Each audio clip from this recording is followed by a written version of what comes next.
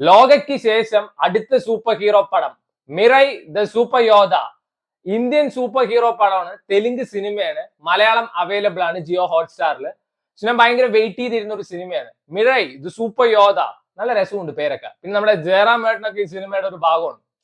So അൻഷ്യൻ മിത്തോളജിയും അതേപോലെ തന്നെ modern super hero കൺസെപ്റ്റും mix ആക്കല് ഭയങ്കര പണിയുള്ള ഒരു പണിയാണ്. And that's A best combo. Connect ആയി കിട്ടിയ കിടു സാധനമായിരിക്കും. സോ ഇതൊരു ഭക്തി പടമാണ്, അത് ആദ്യം തന്നെ പറയാം. പക്ഷെ എനിക്ക് ഒട്ടും ബോറിംഗ് ആയിട്ടോ അല്ലെങ്കിൽ ഇറിറ്റേറ്റിംഗ് ആയിട്ടോ തോന്നിയില്ല. ഞാൻ നന്നായി എൻജോയ് ചെയ്ത് കണ്ട ഒരു നൈസ് പടമാണ് ഇത്. Actually this movie is really nice. Especially ഇതിന്റെ വിഷ്വൽസ് കിടു സാധനമാണ്. ഇതില് ആദ്യം പറയാം എന്താ കാര്യം. തേജ സജ ആളാണ് ഇതിൽ നായകനായിട്ട് അഭിനയിച്ചിരിക്കുന്നത്. നമ്മുടെ ഹനുമാൻ സിനിമയില് അതിലത്തെ നായകൻ. സോ ഹനുമാൻ എനിക്ക് പേഴ്സണലി ഭയങ്കര ഇഷ്ടപ്പെട്ട ഒരു സിനിമയാണ്. അതിലാകെ എനിക്ക് കുറച്ച് നെഗറ്റീവായി തോന്നിയ ഹീറോന്റെ പെർഫോമൻസാ. സോ ഇതിൽ എങ്ങനെയാണെന്ന് വെച്ചാൽ ഇതിന്റെ കോൺസെപ്റ്റ് അടിപൊളിയാണ്. അതായത് ഇവര് മറ്റേ ആൻഷ്യൻ മിത്തോളജി എങ്ങനെ മോഡേൺ ഇറയിലോട്ട് കൊണ്ടുവന്നു എന്നുള്ളത് അതൊരു അടിപൊളി കൺസെപ്റ്റ് ആണ്. സോ ഈ മറ്റേ കലിംഗ യുദ്ധത്തിന് ശേഷം അശോകൻ, ഈ പ്ലോട്ടും ഫുൾ ആയിട്ടൊന്നും പറയില്ല, പക്ഷെ ഇത് കേട്ട് കഴിഞ്ഞാൽ ചിലർക്ക് ഇൻട്രസ്റ്റിംഗ് ആയിരിക്കും ഈ സിനിമ കാണാൻ. കലിംഗ യുദ്ധത്തിന് ശേഷം അശോകൻ ആള് ഭയങ്കര ഒരു ഡിപ്രസ്ഡ് മോഡിലായിരുന്നു. അതായത് ജയമാണോ തോൽവിയാണോ ഉണ്ടായെന്ന് ആൾക്ക് മനസ്സിലാക്കാൻ പറ്റിയില്ല. അപ്പൊ ആൾ എന്ത് ചെയ്തു വെച്ചാൽ ആളുടെ കുറെ സൂപ്പർ പവേഴ്സ് ഉണ്ട്, അതൊക്കെ 9 ബുക്കുകളിലോട്ട് മാറ്റി. ആൻഡ് ഈ ബുക്ക് പറയും ഭയങ്കര ഇൻട്രസ്റ്റിംഗ് ആ. ചില ബുക്കിലുള്ള ശക്തി എങ്ങനെയാണെന്ന് വെച്ചാൽ സൗണ്ട് ആയിരിക്കും ആദ്യത്തെ വെപ്പൺ. ആ വെപ്പൺ വെച്ചിട്ട് ഒരു രാജ്യം തന്നെ വേണമെങ്കിൽ നമുക്ക് ഇല്ലാതാക്കാൻ പറ്റും. ഏറ്റവും ഇമ്പോർട്ടന്റ് ബുക്ക് 9th ബുക്കാണ്, അതായത് ദ എലിക്സർ ഓഫ് ഇമ്മോർട്ടാലിറ്റിയുടെ ബുക്ക്. അപ്പൊ ഇത് എന്തായാലും അറിയാലോ, ആള് പറഞ്ഞു നിങ്ങളെ തലമുറകളായിട്ട് ഇത് സംരക്ഷിക്കണം, ദുഷ്ടന്മാരുടെ കയ്യിൽ എത്തിക്കരുത് എന്നൊക്കെ.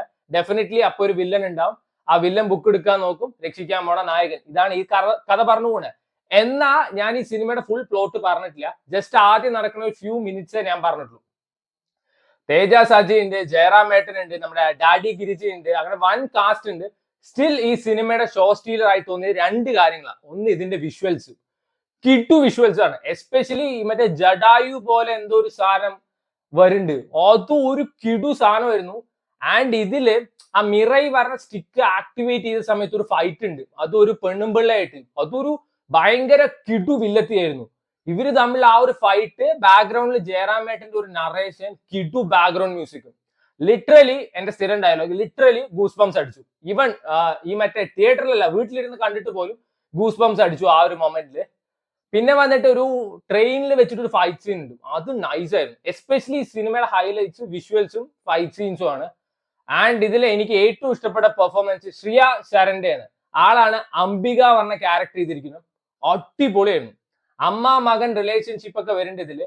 എന്നാൽ പാസം ഓവർലോഡർ വേണ്ടി വെറുപ്പിക്കലായിരുന്നില്ല, കറക്റ്റ് പ്രൊപ്പോർഷനിലായിരുന്നു ഇതിൽ മറ്റേ സെന്റിമെന്റ്സും ഇമോഷണൽ എലമെന്റ്സ് ഒക്കെ.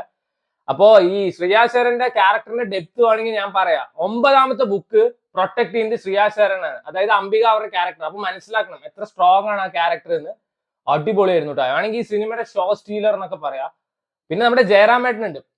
ജയറാമേട്ടൻ ആദ്യമൊക്കെ നമ്മുടെ അഗസ്ത്യ മുനിയാണ്, ആ ഒരു ക്യാരക്ടറാണ്. ആൾക്ക് ഭയങ്കര സീരിയസ് ആയിട്ടാണ്. ടുവേർഡ്സ് എൻഡൊക്കെ ആകുമ്പോൾ അഗസ്ത്യ മുനി മോഡേൺ ആയിട്ട് ഏജി ആയിട്ട് കുറച്ച് കോമാളിത്തരം പരിപാടിയൊക്കെ ഉണ്ട്. ഈ സിനിമയുടെ നെഗറ്റീവ് ആയിട്ട് എനിക്ക് തോന്നിയത് കോമഡി സീൻസ്. പടം സീരിയസ് മോഡിൽ നമ്മൾ ത്രില്ല് അടിച്ചിരിക്കുമ്പോ ഊച്ചാളി ചളി കോമഡി കൊണ്ടുവന്ന് കേട്ടിട്ടുണ്ട്. അതൊക്കെ വൻ ശോക പരിപാടിയായിരുന്നു. 2.25 മണിക്കൂർ എന്തുകൊണ്ട് ഈ സിനിമ. പക്ഷെ എനിക്ക് ബേസിക്കലി ഒരു വർത്ത് വാച്ച് സാധനമായിട്ടാണ് തോന്നിയത്. ടുവേർഡ്സ് ലാസ്റ്റ് ഒക്കെ ആവുന്ന സമയത്ത് കുറച്ച് എക്സസ് ഭക്തി പോലെ തോന്നി, ഒരു പൊട്ടിക്ക് കൂടിയ പോലെ തോന്നി. Still that was very nice. കാരണം ആ ഒരു മിറൈ പറയുന്ന ഒരു ദണ്ട് ഉണ്ട്, കിടുവാണ്. അത് നല്ല രസമാണ്. ഇതിലത്തെ മറ്റേ വെപ്പൺസ് ഒക്കെ ഇല്ല, അതൊക്കെ ഭയങ്കര കിടുവാണ്. അതേപോലെ തന്നെ ആ ഓരോ ബുക്സിൽ വരുന്ന പവർ, താന്ത്രിക വിദ്യകളെ പറ്റി പറയുന്നുണ്ട്, ബ്ലാക്ക് മാജിക്കിനെ പറ്റി പറയുന്നുണ്ട്. എനിക്ക് തോന്നുന്നു കുറച്ചും കൂടി മിത്തോളജിക്കൽ എലമെന്റ്സ് നല്ല വൃത്തിക്ക് എക്സ്പ്ലോർ ചെയ്ത ഒരു കമേഴ്ഷ്യൽ സിനിമയാണ് മിറൈ. വിഷ്വൽസ് ഒക്കെ നൈസ് ആട്ടോ. വിഷ്വൽസിനെ പറ്റി ഒന്നും പറയാനില്ല.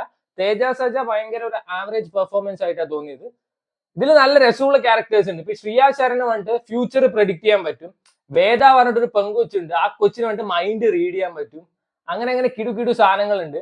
സോ എന്തായാലും കണ്ടു നോക്കേണ്ട ഒരു നല്ല സിനിമയായിട്ടാണ് എനിക്ക് തോന്നുന്നത്. ഈ ഭക്തി പടങ്ങൾ ഇഷ്ടപ്പെടാത്ത ആൾക്കാരാണ്, ഞങ്ങൾക്ക് അതിനോടൊന്നും താല്പര്യമില്ല വെച്ചാൽ ബെറ്റർ സ്റ്റേ അവേ. അല്ലാതെ ഒരു നൈസ് സൂപ്പർ ഹീറോ എക്സ്പീരിയൻസ് വേണം വെച്ചാൽ you can definitely try. Jio ഹോട്ട്സ്റ്റാറിലെ എല്ലാ ഭാഷയിലും അവൈലബിൾ.